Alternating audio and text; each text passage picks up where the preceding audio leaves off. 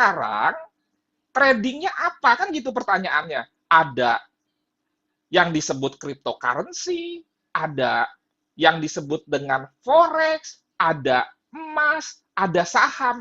Kita mau trading apa nih ceritanya? Oke, lanjut. Sekarang kita masuk dulu ke cryptocurrency ya. Kenapa? Rasanya kalau saham, forex, gold, Anda sudah paham dong secara prinsip. Nah, cryptocurrency mungkin ini barang yang baru. Nah, ini pengertiannya, saya tidak bacakan. Saya simpelnya begini aja. Cryptocurrency itu uang yang tidak berbentuk fisik tapi ada nilainya, yang tidak ada hubungannya dengan bank sentral. Nah, itu cryptocurrency. Sekali lagi saya ulang, bahwa cryptocurrency itu karena currency dia uang. Tidak ada bentuk fisiknya. Karena kalau ada bentuk fisiknya, berarti dia dicetak, itu namanya fiat. Anda bisa Google istilah fiat. Dan yang mengeluarkan itu bank sentral. Dan jumlahnya bisa bertambah besar, apalagi misalkan terjadi krisis, akhirnya dilakukanlah stimulus, karena krisis uangnya dari mana? Dicetak. Makanya pada saat terjadi krisis, stimulus keluar, misalkan salah satu kebijakannya dolar dicetak, maka nilai dolar akan melemah, apalagi ditambah inflasi. Nah, jadi saya ulang, jadi ini uang, tapi tidak berbentuk fisik. Tapi jangan bilang nggak ada nilainya, karena saham pun nggak ada fisiknya. Bisa nggak saham dibilang tidak ada nilainya? Nggak bisa kan? Ada nilainya. Nah, sekarang tantangannya lagi begini, bahwa ini uang, tetapi belum semua negara menggunakannya sebagai alat pembayaran. Kalau uang fiat yang dikontrol oleh bank sentral, maka dia bisa digunakan sebagai alat pembayaran di negara manapun. Jadi kalau kita punya rupiah, rupiah itu tetap bernilai kalau Anda ke Inggris, tinggal tukar saja ke pound sterling. Itu yang disebut dengan foreign exchange. Wah, sudah 207 ya partisipannya. Wah, mantap. Semoga bertambah terus nih. Jadi dia uang, tapi saat ini terbatas belum sebagai alat pembayaran, paling baru El Salvador, kemudian negara-negara lain juga sudah menerimanya. Nah, kemudian juga dia akhirnya lebih banyak ke arah investasi. Kira-kira seperti itu. Simpelnya ya. Nah, kalau Anda mau tahu lebih jelas, Anda bisa menonton video ini nih. Playlist Cryptopreneur nih. Di sini ada nih. Cryptocurrency dasarnya. Ini ada 6 video, masing-masing sekitar 15 menit lah. Di situ saya terangkan lengkap. Silakan tonton. Nggak mungkin saya terangkan semuanya lagi nih, karena arahnya kita bukan ke situ. Oke ya, 1, 2, 3, 4, 5, 6. Karakteristiknya, singkat saja, dapat terhubung langsung dengan bursa kelas dunia walau dengan dana relatif kecil. Leverage 1:1, ini yang direkomendasikan, walaupun ada juga yang ada leverage ya. Kemudian satu arah, ini yang saya rekomendasikan, walaupun tetap ada yang bisa sell juga, transaksi 24 jam non-stop tanpa ada libur, aset tidak berbentuk fisik, tapi bisa berfungsi sebagai alat pembayaran, tapi ingat ya, ini belum di semua loh. Cuma, yang namanya perkembangan apapun kan butuh waktu. Tetapi, sekarang sudah ada ke arah situ. Oke, kemudian jumlah koin terbatas. Kenapa terbatas? Karena tidak dicetak. Nah, kemudian saya bicara mengenai risk dulu nih. Ingat ya, yang namanya risiko itu nanti ada yang pencegahan, ada yang penekanan. Kemudian jangan lupa juga, yang namanya risiko ada risiko kejahatan, artinya uang kita dibawa kabur dan lain sebagainya dengan beberapa variannya. Ada juga risiko karena salah kita sendiri, kesalahan mengelola investasi. Kemudian juga ada lagi resiko sebagai investor, ada resiko sebagai trader. Masing-masing ada resikonya nih. Yang penting kita harus tahu sejak awal resikonya. Resikonya sih tidak menjadi kecil atau besar pada saat kita tahu, tapi paling tidak karena kita tahu, kita akan berusaha meredamnya dalam tanda kutip. Nah, resikonya karena harus kita ketahui berarti simple. Dalam kita berinvestasi, dalam kita trading, ya kita harus paham dulu. Dan pemahaman antara trader dengan investor itu beda. Tetapi paling tidak ada minimal standar yang perlu kita tahui. Jangan sampai kita nol, langsung saja kita berinvestasi atau kita trading. Sebab ada satu hal yang lebih mahal dari belajar, dan itu adalah kehilangan uang. Makanya ketahui dulu. Jangan sampai Anda misalkan melihat orang jalan di atas tali di antara jurang. Anda langsung aja nggak pernah latihan, nggak pernah tahu, coba, maka Anda masuk jurang. Sama aja dalam berinvestasi juga seperti itu. Sehingga penawaran apapun harus kita terima secara smart. Dengan itu, kita harus meningkatkan kecerdasan finansial kita, apalagi kita berusaha untuk financial freedom. Dan financial freedom itu, sekali lagi saya katakan, bukan kaya raya, tetapi semua kebutuhan kita bisa terpenuhi, bukan keinginan. Oleh karena itu, kebutuhan kita tuh harus kita set dari sekarang. Berapa? Lanjut.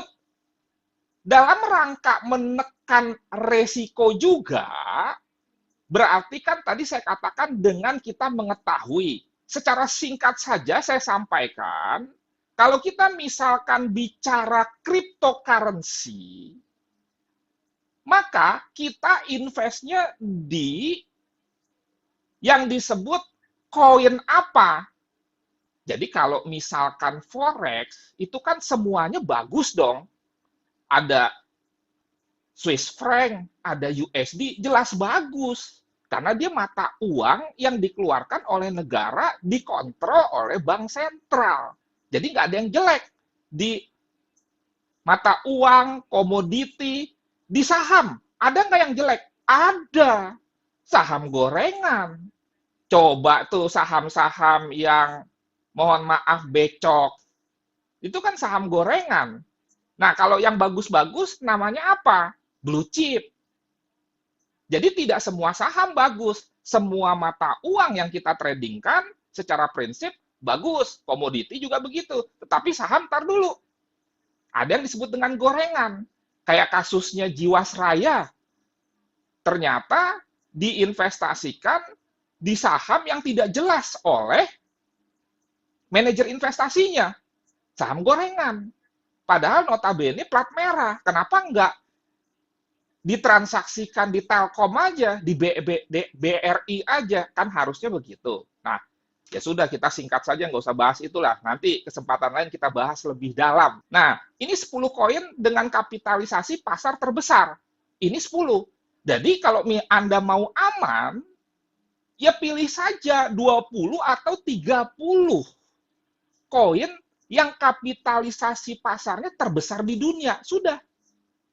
Simple. Jangan koin-koin baru. Kalau di dalam cryptocurrency disebut micin. Jadi micin itu sama dengan gorengan. Di satu sisi Anda bisa tiba-tiba kaya raya. Di satu sisi Anda bisa tiba-tiba miskin. Nah inilah. Nah sekarang resiko di tangan Anda. Makanya sekali lagi, resiko itu pasti ada. Anda mau dagang baju, Anda mau dagang cabai, Anda mau dagang apapun, Anda menjadi seorang profesional sekalipun yang bukan dagang, misalkan Anda ingin menjadi arsitek, ya resiko tetap ada dong. Anda harus kuliah, Anda harus bayar, dan lain sebagainya. Tetap ada. Dan kalau Anda mau tahu mengenai market capital koin terbesar di dunia, ada websitenya kok jelas. 100 koin kripto teratas berdasarkan kapitalisasi pasar.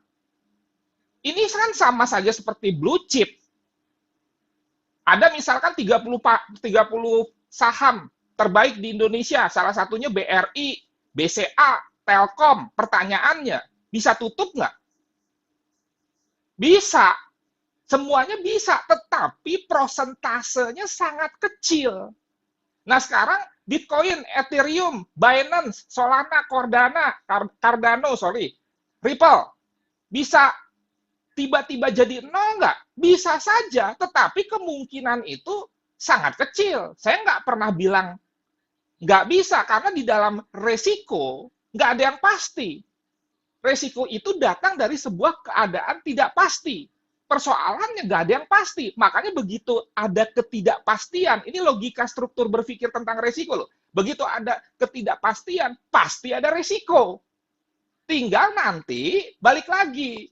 Bagaimana cara kita meredam resiko tersebut? Nggak bisa dihilangkan. Oleh karena itu, jangan pernah Anda meminta pasti profit, atau Anda menerima marketing apapun, Anda dinyatakan pasti profit. Sudah, tolak aja langsung. Kalau dikatakan pasti profit, sebab itu tidak benar. Sekarang kita bicara brokernya. Broker dalam dunia cryptocurrency disebut dengan exchange. Nah, exchange 10 besar di dunia ini.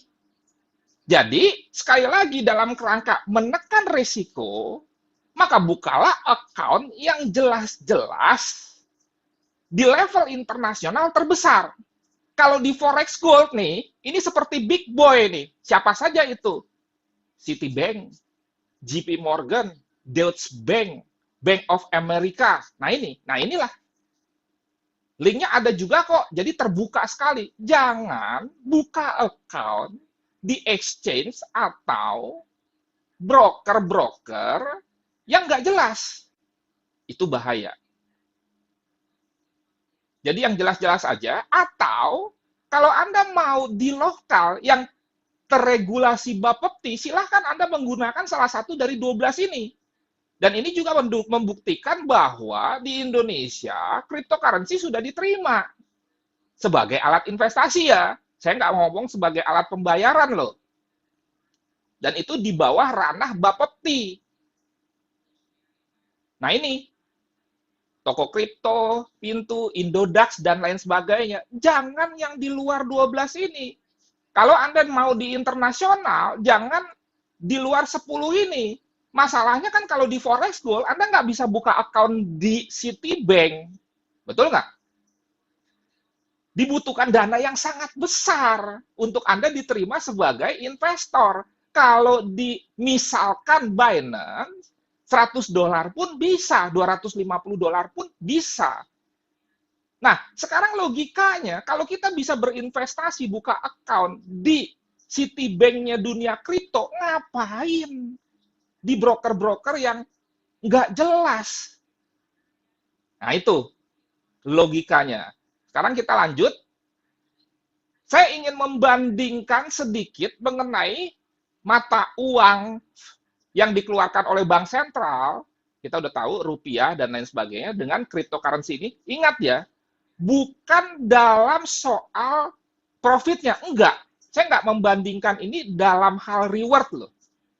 Tapi justru saya membandingkan ini dalam hal risk, bukan reward. Kalau kita bicara reward, Anda udah tahu lah, Bitcoin jauh lebih profitable dibandingkan dengan US dollar, betul ya? Rasanya Anda udah tahu semua, Bitcoin itu kan mulai kalau nggak salah sekitar tahun 2008-2009, kan gitu, booming dia. Nah, soal rewardnya saya nggak ngomongin deh, Anda udah pada tahu. Sekarang yang saya omongkan tentang risk-nya. Bagaimana sih risk antara yang namanya contoh dolar dengan yang disebut dengan cryptocurrency? Misalkan number one-nya saat ini, the mother of cryptocurrency istilahnya, kan Bitcoin nih ceritanya. Bagaimana perbandingan risikonya?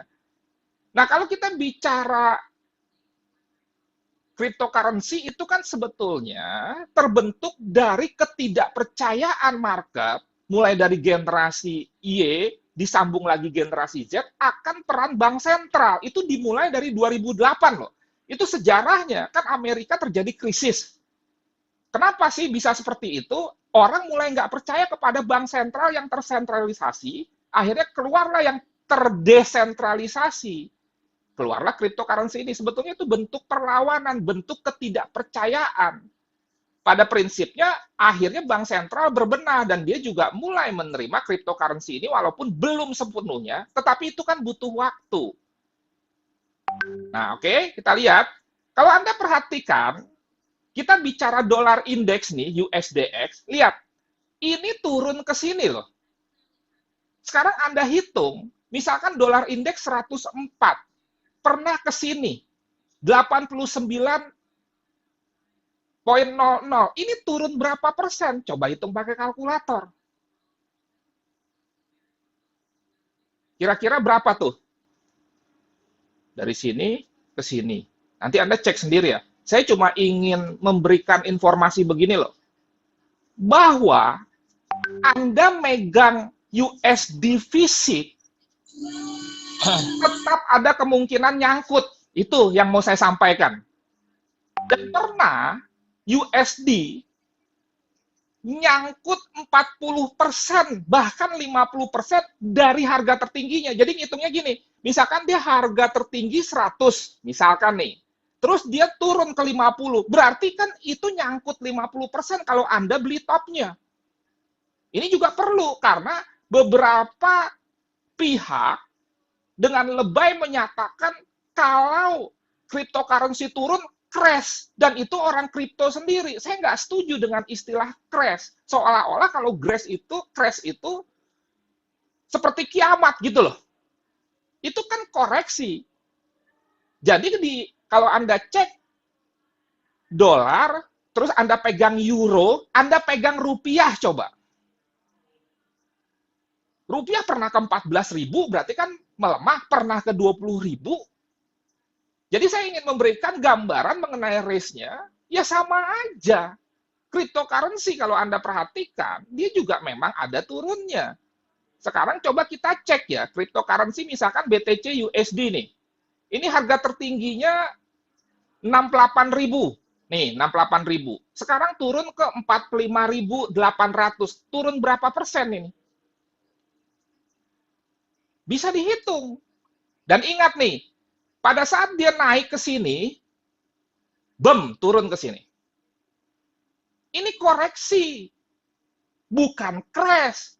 Oleh karena itu saya mengajak orang-orang cryptocurrency jangan ngomong crash lah, itu koreksi. Sebab secara psikologi nggak bagus. Ingat ya, ini agak beda mungkin dengan penyampaian-penyampaian yang lain. Mungkin Anda dengar yang enak-enak terus, justru saya ingin mengajak Anda memikirkan resikonya dulu sebagai seorang asesor yang mengedepankan resiko bahwa di investasi apapun yang namanya koreksi itu ada. Oke, sekarang bagaimana perbandingan antara cryptocurrency dengan emas? Sekali lagi, saya nggak perlu menerangkan reward-nya. Jelas, Bitcoin prosentasenya kalau sama-sama entry-nya di harga yang tepat lebih besar profitnya daripada gold. Sekarang kita bicara resikonya. Kan enak dong. Reward-nya udah tahu. Anda udah pernah denger lah, wah si ini tiba-tiba kaya, ini gara-gara pegang Bitcoin dari tahun 2019. Oke, informasi mengenai itu cukup. Sekarang resikonya bagaimana? Sekarang saya bandingkan dengan emas umpamanya. Emas pernah di harga ini. 2010. Kemudian sekarang di sini. Coba emak-emak yang beli emas di harga 1,2 juta, 1,1 juta, sekarang kan harga emas di bawah 1 juta. Berarti sama kan? Anda mengalami floating loss alias nyangkut. Dan kalau tidak ada upaya apa-apa, maka saat ini, pada saat Anda beli emas fisik, kemudian dibandingkan dengan harga sekarang, ya Anda rugi kalau tidak melakukan tindakan apa-apa. Tindakan apa-apa itu maksudnya apa? Anda melakukan praktek averaging. Pada saat Anda beli emas di sini, ternyata dia turun ke sini, misalkan Anda beli emas lagi. Ternyata dia turun lagi ke sini, Anda beli emas lagi. Tapi paling tidak, dari penurunan ini dan ini dan ini, pada saat naik, Anda kan udah dapat profit. Karena yang namanya market itu kalau misalkan trennya turun, dia bukan turun terus-menerus turun, ada koreksi-koreksi, turun, naik, turun, naik, turun, naik, turun lagi, kan seperti itu. Makanya apakah pasrah atau tidak begitu Anda buy di sini, kalau Anda buy-nya sekali doang, dia nyangkut. Oh, tapi kan kalau kita buy di bawah lagi berbahaya, Coach. Enggak berbahaya kalau leverage-nya 1:1. Tentunya tetap dengan perhitungan yang matang. Waduh, banyak coret-coretan nih, maklum. Saya kan punya program juga analisa mingguan. Anda lihat, kalau Anda beli emas di harga 2080 di sini, hitung aja kalau pas di sini turun berapa persen ini. Dari 2080 di sini, misalkan ada dalam keadaan di sini. Ini bukti juga bahwa di instrumen investasi apapun, baik itu ada leverage-nya, tidak ada leverage-nya, tetap ada kemungkinan nyangkut. Saham atau indeks dengan cryptocurrency, sekali lagi, reward nggak usah dibahas. Sudah kelihatan datanya, karena sudah kelihatan datanya berarti pasti. Bitcoin misalkan, jauh memberikan profit yang lebih besar daripada nomor satu saham di Indonesia apa sih? Misalkan BBRI, Telkom, kita ambil contoh, lihat BBRI. Hitung saja ini tertinggi di sini berapa, atau di sini berapa, blep dia turun. Bayangkan loh, ini kan sekitar 4.000 berapa ya? Lebih jelasnya kita lihat lagi aja, chart deh, biar enak. BBRI. Tadi sudah cryptocurrency dengan USD, cryptocurrency dengan gold. Sekarang cryptocurrency, misalkan kita lihat dengan BBRI dan kita bicara risk. BBRI itu harga tertingginya pernah di 4.800. Kemudian saat ini, kalau Anda perhatikan, misalkan, sorry, di sini maksudnya di chart saya bukan saat ini ya. Ini low-nya berapa? 3.500. Nah, ini berapa turunnya? Jelas prosentasenya juga besar. Sekarang, kalau Anda misalkan buy di sini, kan nyangkut saat ini. Buy misalkan di harga 4.460, sekarang 4.120. Silakan hitung berapa persen. Kalau ini kan parah nih, dari sini ke sini. Tetapi kalau dia trader yang smart, dia belum tentu loss kalau dia melakukan praktek-praktek hedging yang benar. Dan sekali lagi, 1:1 leverage-nya. Saya ulang-ulang itu karena ada beberapa yang masih memperhitungkan forex cryptocurrency ini bukan yang 1:1. Partisipan 222, oke. Apa saya mau buka lagi nih account saya di saham? Saat ini lagi nyangkut tapi baru sedikit. Nah, saham nih. Perhatikan, saya punya BRI nyangkut tuh. Masuk di harga 4.200. Saya punya BCA floating profit masuk di harga 7.250. Sekarang kalau BRI harganya di sini 4.120, saya lagi nunggu di harga 4.090, 4.000 untuk saya buy lagi. Jadi sama saja kan? Asal cryptocurrency-nya leverage-nya 1:1. Asal satu arah, jangan dua arah.